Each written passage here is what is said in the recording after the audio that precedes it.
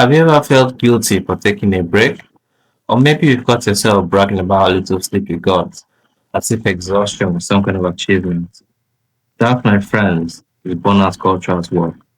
Hi, welcome to the channel. My name is Joseph, and today we're talking about something that's quietly shaping our workplaces and our mental health. Burnout culture versus boundaries. Because let's be honest, if we don't start setting boundaries, burnout to set them for us, and not in a way we would like. So, what is burnout culture? Burnout culture is that unspoken rule in workplaces and professional spaces where overworking is glorified. You know the phrases, rise and grind, sleep when you are dead, or if you really want it, you sacrifice everything. But here's the truth. Burnout isn't a badge of honor. It's chronic exhaustion, mental, emotional, and physical, that actually reduces your productivity, harms your health, and drains your creativity. In today's fast-paced workspaces, especially with remote work blurring the lines between office and home, burnout culture has become even trickier. People feel like they have to be online 24/7, respond instantly to emails, and sacrifice personal time just to prove they're dedicated. So, we're going to go through a few points in this particular video just to illustrate further what these points are and what we can do about burnout culture and how to set healthy boundaries. Now, the first point in helping us to set very healthy boundaries is to define your exact goal. You need to understand what exactly you're aiming for. Where are you going and what do you want? Second point is to accept what you're starting with. You're not late to the party, no matter who is dancing. Sometimes as young people, we feel like, oh, this person has done this for 10 years, this person has been doing this for 5 years, and I'm so late, everyone is so ahead of me. But that's not the actual truth. You're starting where you are starting. It is your own journey, and you need to express that to yourself as much as possible. And no matter what anybody has done with their lives, this is your own life. The third point is understanding that resting leads to success. Don't be fooled by the phrases rise and grind or sleep when you are dead. And especially don't be fooled by the people who say work while other people are sleeping. You need to sleep and enjoy that sleep because that is how you build your productivity. So here you have two different people. Now I'd love to know in the comments below which one best describes you. Are you a hustler who is always overworked? Or are you somebody who knows how to enjoy little things in life? Going for a nature walk, touching some grass, just receiving fresh air. Which one best describes you? And also let me know in the comments below which one you would like most to be. So, these are a few points of bonus culture. And I would like to personally illustrate the third and fourth point, where it says the lie, this will all be worth it someday. The truth of it is that it will not be worth it someday. You can't pour water out of an empty cup. You can't keep giving and giving and giving because you think that all this will be worth it in one very vague day in the future. The truth of the story is you have a limited amount of energy every single day, and your brain is not hardwired to run exhausted. If you need coffee to get through your week, if you need coffee to get through your day, you need a better lifestyle change.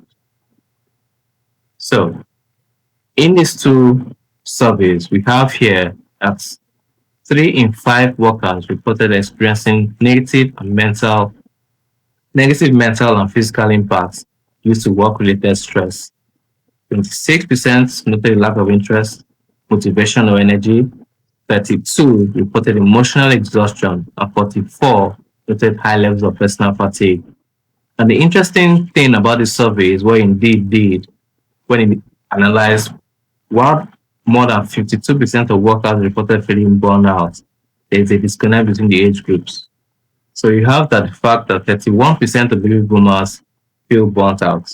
Meanwhile, 59% of millennials and 58% of Gen Z reported feeling burnt out. The margin between the two generations is massive because younger people, especially as young ones, we feel like we have so much work on our plates. We feel like there's so much things that we have to do. The price of getting a house is so high. The cost of living is outrageous. And you just have all this stress on your shoulders. The financial load, the personal life load, the career loads, it's all on your head. And younger ones, especially, are getting to look far older than their actual ages. You have somebody who is past 20 looking like somebody who is 32, and the age gaps are just that stressed out. So, here we have two bonds. And I would like you to let me know in the comments below which of these ones would you like to go on a vacation to. Perhaps you'd like to go to the dine and empty one, or perhaps you want to go to the full and refreshing one. Out of these two ponds, it's still the same water. There's land under both, there's water in both.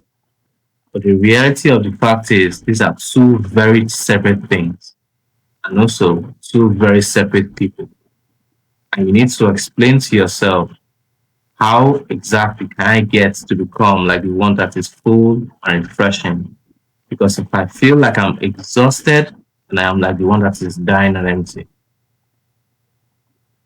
So, I'm going to explain a few things about setting healthy boundaries and why boundaries matter. Boundaries aren't walls, they are healthy guidelines to protect your time, energy, and mental health. Setting boundaries doesn't mean you don't care about your work. It means you value yourself enough to do great work sustainably. Now, here are some boundaries that matter in today's workspace. Time boundaries, logging off at the end of the workday, not answering emails at night, and ensuring that you don't carry your work home. This is very, very important. Your work stays at the office, and if you work remotely, you need to assign to yourself certain time slots where you go offline. Now, another boundary is the energy boundary. Knowing when to say no to extra tasks that don't align with your role or capacity. Just because you can do it doesn't mean you should do it. That is very important. Just because you can does not mean you should. Personal boundaries are also very important. Communicating clearly with colleagues and managers about what you can handle instead of silently overextending yourself. Because the truth about working is the fact that if somebody knows that you can, they will push it to you. If somebody knows that, oh, you are so reliable, oh, you take care of so much stuff for this group, oh, we can trust to handle this matter, they would always, always put the ball at your table and leaving you to deal with it however you want to. So, the myth is this: setting boundaries means you are lazy or ambitious. That is far from the truth. It doesn't mean that you are lazy, it doesn't mean you are ambitious. It just means that you respect yourself enough to know what you can take and what you cannot. Now, a very quick fact here is this: 76% of Gen Z leaders, going to Forbes in 2025, reported feeling burnt out. Now, burnout leads to anxiety, poor decision making, and low innovation.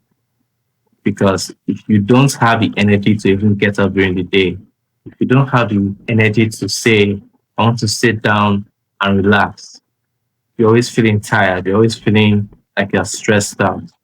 Your anxiety levels are rising every single day, and you are now more prone to a stress related injury. You're more prone to having severe depression.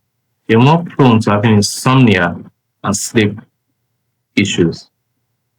And of course, if your brain isn't working properly, you definitely, most definitely, can't make proper decisions. So you end up doing things that don't make any sense if you are in your right senses because you can't pour from an empty cup. You have the cup on this picture, on this page here. It's a very beautiful cup, but it's worthless as a cup. It has no use as a cup. If anything, it's now not decoration. So setting boundaries is very important in avoiding burnout. So here are three tools for sustainable leadership. The first is calendar blocking for recovery time. Second is delegate, delegate, delegate. Here's an important thing to note when you're delegating. Delegate it and leave it alone. No matter what it comes out as, Do not go back to that thing you have dedicated. And of course, point three, we're looking at accountability partners for self-care. So the reality of burnout culture is not just an individual issue, it's a workplace culture issue. But change often starts with individuals modeling what's possible. When you set and respect your boundaries, you're not only protecting yourself, you're also giving permission for others to do the same. Imagine if more people in your workplace treated boundaries as normal instead of selfish. Productivity would improve, creativity would flourish, and people would actually enjoy their work again. Can you imagine coming to work with a smile on your face and seeing different people in your same office coming to work with a smile on their face? It sounds ridiculous in a space workspace because everybody is so stressed out, but it's very possible to happen. So, I would love to know in the comments below. Please drop a fire emoji if you've ever felt burnt out. And please comment boundaries if starting today you are going to set some very healthy boundaries for yourself. And please let me know as well, when was the last time you took a full break from your duties, either as a leader or in just your personal life? When was the last time you took a full and complete break?